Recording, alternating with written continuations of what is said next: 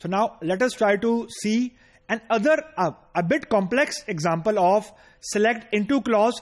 इसमें हम लोग कोशिश ये करेंगे कि हम कोई डेटाबेस का टेबल यूज करते हैं and then we will try to play around a bit with select into clause. So just look at the code. अब कोड के अंदर डिक्लेयर सेक्शन वही है एक्सेप्ट वन चेंज मैं बताता हूं भी आपको. दो वेरिएबल डिक्लेयर की, आईडी उसकी डाटा टाइप डेट, उसकी data type number, date underscore hire उसकी डाटा टाइप है डेट.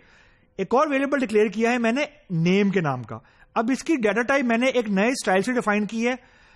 ईएमपी टेबल का नाम है, डॉट ई नेम उसके कॉलम का नाम है, परसेंटेज टाइप यानी एम्प्लॉयर टेबल के अंदर जो भी ई नेम कॉलम की डाटा टाइप होगी. फॉर एग्जांपल मुझे डाटा टाइप नहीं पता, लेकिन मुझे यह पता है कि मैंने इस वेरिएबल के अंदर ई नेम को रीड करना है, तो बजाय इसके मैं कोई गलत डाटा टाइप डिक्लेयर कर दूं जो कि मिसमैच हो जाए, तो मैं यूज करता हूं ईएमपी यानी table name dot E name percentage type.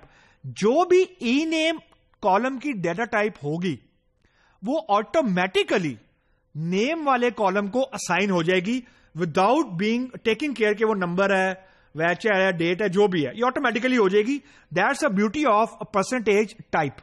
Now look at the select. Begin लिखा, select emp number comma e name comma hire date into ID locally defined variable है, नेम लोकली डिफाइंड वेरिएबल है, date underscore hire locally defined variable है, from EMP. Now this is the actual table where emp number is equal to 7369. Now इसके अंदर अब हम दोनों rule check करते हैं. पहला रूल तो यह था कि इनटू से पहले और इनटू के बाद नंबर ऑफ कॉलम सेम होने चाहिए एंड नंबर ऑफ वेरिएबल्स. तो इनटू से पहले 3 कॉलम है, emp number, E name, hire date यानी 3 है. इनटू के बाद 3 वेरिएबल्स हैं, ID, name, date underscore hire. Emp number की डाटा टाइप नंबर है, आईडी की भी नंबर है. ई नेम की हमें परेशान होने की जरूरत नहीं है क्योंकि इसकी डाटा टाइप वही है जो नेम की डाटा टाइप है, लाइक दिस, या नेम की डाटा टाइप वो है जो ई नेम की है. And the third one is hire date. Hire date की भी डाटा टाइप वही है जो डेट अंडरस्कोर हायर की है, mean date.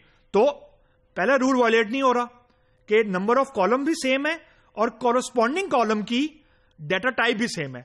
Now rule number 2 कि वी हैव टू इंश्योर कि मैक्सिमम ऑफ मैक्सिमम एक ही रो रिटर्न हो, एक से ज्यादा रो रिटर्न ना हो. तो मैंने आपको बताया था कि the best way to ensure that check is by using in where clause आप प्राइमरी की के ऊपर चेक लगा दें. एम्प नंबर प्राइमरी की है इक्वल टू 7369. या तो एम्प्लॉयर नंबर 7369 होगा या नहीं होगा. देयर इज नो पॉसिबिलिटी कि 2 एम्प्लॉयज हों जिनकी आईडी 7369 हो. तो हमने दूसरा चेक भी या दूसरा कॉन्स्टेंट था वो भी इंप्लीमेंट कर दिया कि नंबर ऑफ रोज जो हो जो ये सिलेक्ट स्टेटमेंट रिटर्न करेगी वो मैक्सिमम ऑफ मैक्सिमम 1 हो सकती है. वो भी हमने इंश्योर कर लिया. उसके बाद DBMS underscore output dot put underscore line values R ID जो भी एम्प नंबर रीड हुआ है, कंकैटिनेशन डेट हायर जो हायर डेट हुई है, फिर नेम जो हमने ई नेम रीड किया है, हमें नहीं पता क्या लेकिन रीड किया है. तो let's try to run it. Okay, so let me copy this code there and then see what it does. Okay. Okay, अब आ रहा है statement processed. Values are 73. So just to give you guys a bit more clarity,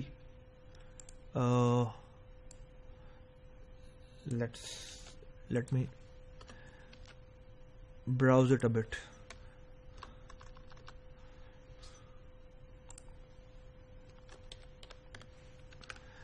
And then okay, इसको मैंने simple 3 लाइनों में कर दिया ताकि आपको विजिबिलिटी जरा सही हो जाए. Okay, let me rerun it. तो ओके, इसने बेतहाशा किस्म के एरर फेंक दिए हैं और एरर आ रहा है यहां पे. Okay, so let us try to rerun it and then see के what it does. Okay, so values are 73 यानी पहले आ रहा था हमारे पास, पहले हमने आईडी की वैल्यू डिस्प्ले की, फिर हमने डेट हायर की और फिर नेम की. So if we read on this code, तो अब ये हमें इसको बताना चाहिए कि जी ओके, वैल्यूज आर 7369, यानी एम्प नंबर रीड हुआ आईडी के अंदर, वो हमने यहां पे गेट कर लिया। वैल्यूज आर 12, 17, 1980, जो भी उसकी हायर डेट थी, यानी हायर डेट वाली जो ये कॉलम है, ये वाला कॉलम, इसमें वैल्यू रीड हुई है हायर डेट की, वो गेट कर ली हमने। और फिर ए नेम मैंने कॉपी कर लिया या रीड कर लिया नेम के अंदर, वो मैंने यहां पे डिस्प्ले करवा दिया।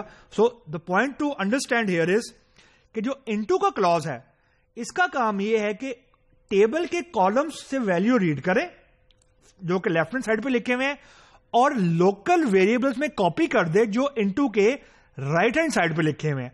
सो let me try to remove ID, यानी मैं एक ऐसा वेरिएबल लिख देता हूं, या आईडी का नाम मैं यहां पे चेंज करके ID1 कर देता हूं। अब ये केस हमारे पास है कि जो लोकल वेरिएबल ID1 है वो डिफाइंड नहीं है, लेकिन जो एम्प नंबर है वो वैलिड है।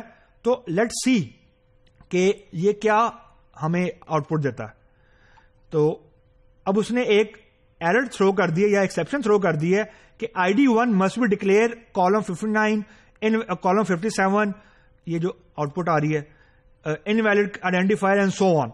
ये बेसिकली ये कह रहा है कि जी आईडी जो है ये लोकली डिफाइंड वेरिएबल ही नहीं, एंड डिक्लेयर सेक्शन में ID1 के नाम का कोई वेरिएबल एक्चुअली है ही नहीं, तो वो इसमें एक्सेप्शन फेंक रहा है। तो आपने ये मेक श्योर करना है कि इनटू के बाद जो भी कॉलम नेम लिखें, it has to be defined in the declaration section, otherwise it's going to give you an error. अब मैं जैसे ही ID1 को रिमूव करता हूं तो it will give me know error, and then it will run successfully as it was previously running. So the point to make is कि आपने ये make sure कर लेना है कि number of column same हो, into से पहले into के बाद, और data type of corresponding column भी same हो। Like for example, if I just try to change the sequence, मैं करता हूं ename comma higher date comma ename, और now let's see कि अब ये क्या करता है।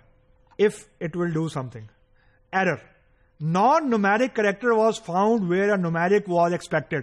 सिंपल सा, नंबर ऑफ कॉलम अभी भी 3 है और नंबर ऑफ वेरिएबल अभी भी 3 है इनटू के बाद। फर्क सिर्फ ये है कि एम्प की डेटा टाइप आईडी से मिलती है, मान ली बात।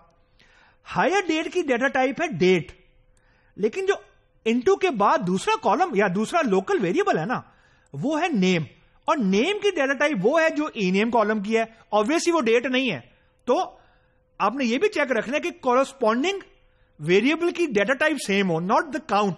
अब यहां पे काउंट 3 ही है, इनटू से पहले और इनटू के बाद, लेकिन कॉरस्पॉन्डिंग कॉलम की जो डेटा टाइप है वो वेरिएबल से मिसमैच कर गई है, यानी नेम की है वेचर फॉर एग्जांपल, और हायर डेट की है डेट। सो आपने सिर्फ not only number of variables before into after into, आपने मेक श्योर करना है कि सेम हो, कॉरस्पॉन्डिंग वेरिएबल की data type with the column भी सेम होनी चाहिए, वरना it will give you an error.